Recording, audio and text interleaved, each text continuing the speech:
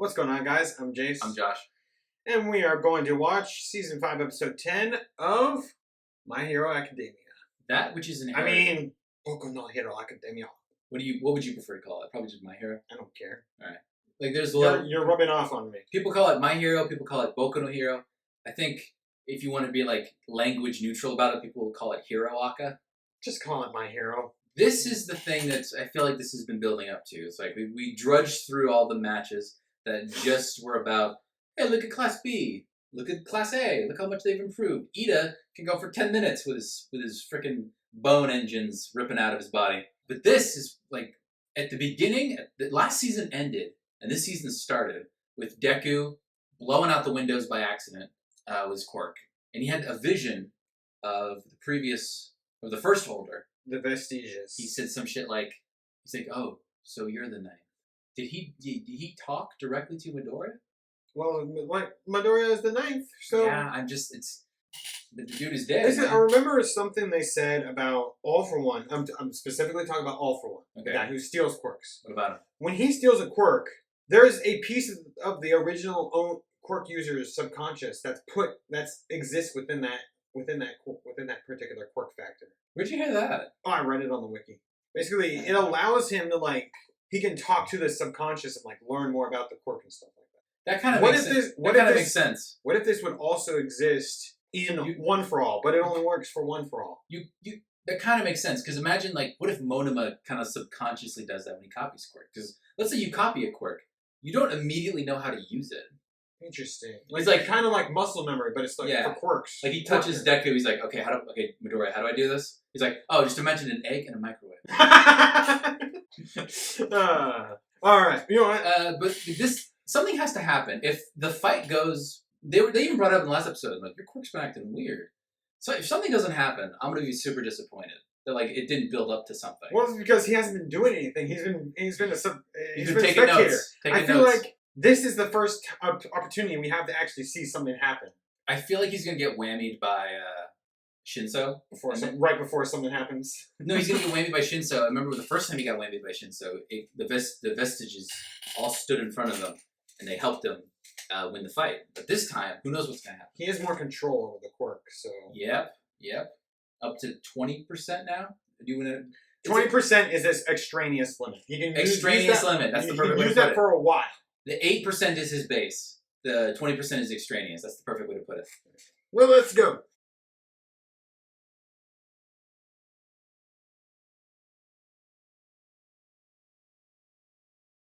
I don't think he's going to create a scene, but holy shit! Okay, that's that's the last episode we're ending this recording session on. The thing that makes that spectacular is that back when me and Jace were watching season 1, he said that, what if Deku can get all the quirks of all the people who've ever owned One For All? And I was like, it kind of makes him OP, doesn't it? OP, yes, but at the same time, I mean, why did that first initial quirk, the Power Stock Bomb quirk, combine with All For One's younger brother's quirk, the ability to just pass the quirk down on, but none of the other quirks would merge with that. I would imagine that the quirk would just turn into energy and enhance one, make it stronger, beef it up, and then pass down. But I did wonder, let's say I made this analogy in a previous video. Let's say I had laser eyes, right? I get One For All, and then I get super laser eyes or something. I don't know. And then I pass it down to the next guy, and I don't have One For All anymore. Do I still have my original laser eyes? I don't know. It's a good question. Because, if you're passing the quirk on, if you're going to pass it down, you're probably not really even going to be a hero anymore anyway. Yeah. So, you're probably passing it on for a reason. So, Deku it was called Black Whip, which is basically just the web shooters, I guess. They said it was good for capturing. He's like, oh, you thought about the goal to capture him, and that caused One For All to activate. I like that the guy was like... for a quirk that would be best suited for accomplishing that goal. I like that he was like, well, luckily for you, the first one you unlocked was this Black Whip. It's awesome. It's my quirk. It's awesome. He didn't say it exactly like that, but he wasn't being very humble about it. I imagine he's just going to wear it on his back like Dr. Octopus, but instead instead of just 4 arms, it's 100. Oh my gosh. Holy shit. But you could definitely see Deku Spider-Manning around using that, yeah? I think that's... I always felt like Deku was very much inspired by Spider-Man. What it is Okay. I already knew about Black Whip. I didn't know about Deku getting it. I knew what Black Whip was. This is because you looked up a list of all the quirks and you knew that you just knew the name of Black Whip. Yes. Did you know who had it? Did you know it was a previous one for all user? Yes. Ah. Then you probably know what the other quirks are. That he's gonna. I only know one other quirk. The others had not been revealed yet, not in the manga, so they weren't posted. Okay, because he's got one for all. The only other quirk I know about is All Might's predecessor's quirk. Nana Shimura. Yeah, it's float, which is similar to Airwalk, which we saw. So Deku's gonna fly. He's gonna be able to fucking fly. He won't need to swing around. God damn it. I swear to God, the other powers are gonna be like sticky fingers. No, I'm sorry, I gotta do the JoJo's. Sticky fingers. He's gonna get like the spider sense. What else does Spider-Man have? He's gonna be able to float into the air when he smells a freshly baked pie. Oh.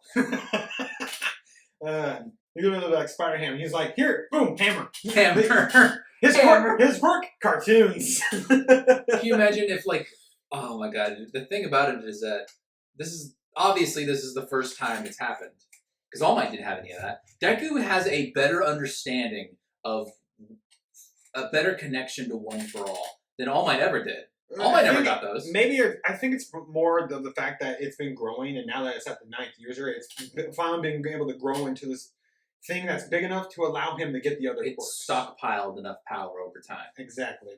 That's what I mean. The time hasn't come yet. Because she was told that, and she was number 7. Deku is going to be so goddamn overpowered. Holy shit. I still can't believe you fucking nailed it. Back in season 1! I don't even know if the manga made it that far. Oh, god damn, man. Holy fuck. I think you have usurped my title as being the guy who predicts the future.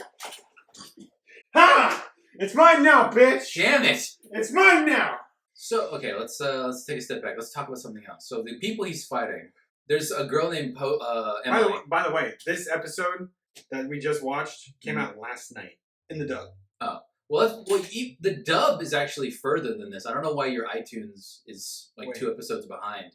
What do you mean it's further? The dub is at episode 13 or something right now. I don't know. Okay, well then, my iTunes said last night while I'm at work at midnight. Yeah, they'll be like, "Oh, you have a new episode of your My Hero Academia season pass." Yeah, I don't know why the iTunes is getting it later than it's being debuted, but whatever. What happened? Dude, how about just a thought? Imagine. Remember when Deku went 100% full cowl? Yeah. Against Overhaul? He gets rewind. That was one of the powers. No. I'll rewind myself. But imagine if he was allowed to do 100% while using that to augment his quirks. What if one of the quirks he gets is invincible bones? He'll be unstoppable. Oh no. So one of the girls on the Class B team was Yanagi. Hero named Emily, crazy enough. Quirk Poltergeist. The way it would look it was just some form of telekinesis. The other one was size. I think that girl made things bigger and smaller. Because there's we saw her take a barrel and make it smaller. And then the Poltergeist girl, after Midoriya got calmed down, she showed up on a giant bolt. Interesting. No, and now I remember.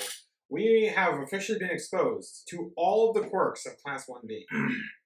Yes. We don't know all the details, though. I don't know how Poltergeist works. We probably look it up. It just looks like telekinesis. I mean, she can control objects. She can control objects with telekinesis, but the total weight of them all cannot add up to more than the weight of an average person. She's spooky. She called Midoriya spooky. He's got enough girls. He's got enough girls and guys. A girl from Class 1B crushes on him. A girl from Class 1A. I was joking about the Emily girl. She's not. Okay, I don't think anybody from Class B is crushing on Midoriya. Uraraka. One of the villains is crushing on Deku. The support girl. Well, she's not actively crushing on Deku, but I mean they have funny interactions. She gropes him. Imagine how funny it would be if 2 of the quirks Deku gets are completely redundant. Float. This person, the person, fly. Yeah, that's pointless. I know. They just merge together and they create. Be it's now we're more powerful together. We're we're greater than the sum of our parts. Deku's 9. Actually, he's 16. That was so. That's 7 quirks he's getting. There's Black Whip and then 6 more we don't know about. I'm trying to think. I think I think All Might was the first one that didn't have a quirk. So yeah, the other 7 already had quirks. Well, but except he has the first guy. The original One for All quirk, yes, is he always had the power to transfer the power. And then so there's 2, 3, 4, 5, 6, 7. I think 7 quirks. No, 6 quirks. 6 quirks. 6 quirks total. He just did Black Whip. Black Whip. So there's 5 more. Well, float 4 more. Okay, dude, I want to see more of Black Whip because I want a greater understanding of what exactly it is. Well, I think he can't. It don't look like he can control it. If he can control it right off the bat, I'm gonna be a little pissed about like the pacing. I mean, or he does like one training montage and he figures it out. He's probably gonna struggle with it at first, just like he did with One for All. Mm-hmm. It sucks because just when you feel like Deku got off the training wheels, they're back on. You know what I mean? There's never like he was getting OP. He was finding a way to cover all the bases with One for All. I mean, almost all of them, but I mean, he still needs to get stronger so he can use a greater percentage of it. I did like what the 5th user was saying. The only reason we know he's the 5th user is because the subtitles named him the 5th user. He goes like, "Hey, One for All is not a quirk you can use without thinking anymore." Because Deku had just gotten so used to doing it, you know, at 8% and then 20%, whatever. Yeah. How's this 5th user suddenly? How is his spirit in there understanding what exactly is going on? Deku said all of the previous users are somehow living inside of One for All. Yeah, but that doesn't explain how he. I don't think that's like the actual. I think it's just a fragment of their subconscious that's linked to the quirk factor. Yeah. So it's like the Avatar state, Jace. I'm not trying to be like a joke. That's kind of what it's like. He literally just talked to like a previous avatar. Okay. All Might's not there because, probably because he's still alive. There should still be a fragment of his subconscious there. Whenever we see, maybe they are actually all living in this weird, dark, gray, foggy area. Whenever they're just like, oh, what about this? Whenever that way they can all still join together to fight in the fight against All for One. Whenever they show all the people, you do see All Might there, but he's like a glowing yellow, like wavy figure. He's not solid, or you can't. Sometimes like basically it's a placeholder. It's a placeholder, exactly. This episode started with All for One in his prison cell, and they're talking about like, what are we gonna do with him? Just execute him. You kidding me? Someone that dangerous? I mean, exactly. In this world of quirks, I mean, honestly, but then again, like execution kind of seems like one of the only ways to go. I mean, honestly, abolish the death. Honestly, in this world, I would say abolish the death penalty. But this is not a reality that we live in. Quirks are dangerous, and unless they figure out a way to actually take away someone's quirk. What are you doing? Capital punishment is a legal penalty in Japan. So the death penalty is in Japan. So I don't know why he's still alive. Okay, we're not talking about legality. We're talking about morality. I know. But I mean, if you can take away his quirk, then yeah, by all means. It's very important in anime and manga to reflect certain things about real life Japanese culture. Like when two people are in public, there's not very much like it's in Japanese culture in real life. Public displays of affection are very much frowned upon, and that shows in anime. Like people don't really hug each other that much in public. Well, you know what? Let's wrap it up. I mean, holy shit! This episode, Josh, you might have to hold me back from letting me watch the next episode. I got you with this one hand. This is definitely like the thing that was because Emily told me that Josh, you and Jace can't watch Heroes Rising because there's spoilers in it because it takes place after this arc. Which I thought it wasn't canon. It's not canon, but like then how? Okay, make up your mind. Is it? It's not canon. Does it take place after this arc? The movies aren't or canon. Does it? It's very strange. It's like how Two Heroes wasn't canon, but it took place in between seasons 2 and 3. I can imagine like if Tokoyami is flying in the movie, wouldn't you be like, what the fuck? We're gonna do that? I'm saying we just skip that movie altogether. No, Emily told me it's amazing. What? Emily told me that the movie's amazing. I know, but we can't figure out when the fuck to watch it. We can watch it right now. Not right now, but I think like this is what the thing was that like don't watch it until you finish this arc. That is like the definitive Deku getting multiple quirks. Maybe he uses Black Whip in the movie. Or maybe he I gotta figure a way out of this situation. Like we're surrounded. Unleashes Black Whip and goes crazy. Dude, I'm just imagining all the different applications of that quirk. Imagine him. He goes out swimming in the water. There's a villain ship, and he's release the Kraken, and just Black Whips it down into the depths. That I get the feeling that Black Whip to that scale was when when Aerie couldn't fit, she wasn't used to using her quirk, so it just kept pouring out.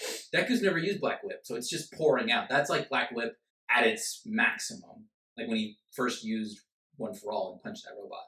I think, but once he gets control, he'll probably just use it, let's just face it, to be Spider-Man. I mean, there's more ways he could use it. I mean, basically, it's looking like he uses it as cables. What if he copies Eraserhead and he uses it as if it was a capture weapon? That he probably could wrap people up in it. I straight up thought that it was All for One fucking with Midoriya. He was somehow mentally connected to All for One, the quirk. There's no evidence of that though. I know, there's none. I know there's none, but I thought it was so strange how the episode started with him and he was like, I can hear my little brother's voice. I thought he was doing something, and then when Deku started freaking out, I thought maybe that it was just One for All, the quirk, freaking out and overflowing, evolving and overflowing, getting stronger. I just thought it was becoming solid because whenever Deku uses it, you see the green electricity. I thought that was the green electricity evolved and became solid. It was just thrashing about. But no, it's an entirely different thing. It's black, but it's got the green. It's got a green aura. Right? Yeah, I want to see more of that Black Whip, but hell yeah, we're gonna have to wait, unfortunately, because per what iTunes has released, at the moment of recording, we are caught up at the moment. I wanted to mention this one last time. Okay, I liked how in the last episode, I liked Jiro in the Bakugo. I don't know why I liked her. She was very spunky. She's Bakugo was ears. As soon as I say, she's and it's not fucking ears, it's Jiro. And then at the end, you're Kaminari was Jiro was great. She was a total heroine. He's no, I'm just a hero. I liked her. She's cool. I don't feel like she gets enough time to shine. She's trying not to take any shit. Exactly. Well, I mean, I wouldn't calling her a heroine shit, but she's hey, technical term is hero. you probably create a whole different name for a female hero. It just feels like they're trying to label it. You're oh yeah, no, there's a difference when there really isn't. Other than Deku and Uraka, who's your favorite ship? I think it's got to be Kaminari and Jiro. Wouldn't you say? That's it. That is one of them. Or I have to look at all of them again. The other ones are probably there are other ships Totomomo. that I've heard of that haven't really. Totomomo. That one hasn't really been. Nothing's happened. Yeah. Or what about? I kind of like Hiroshima and Ashido because they have the history. That would be a really cute one. Yeah. Yeah. So that being said, hope you guys enjoyed the reaction. I promise you want to go watch the full reaction, so Patreon is a thing. It exists.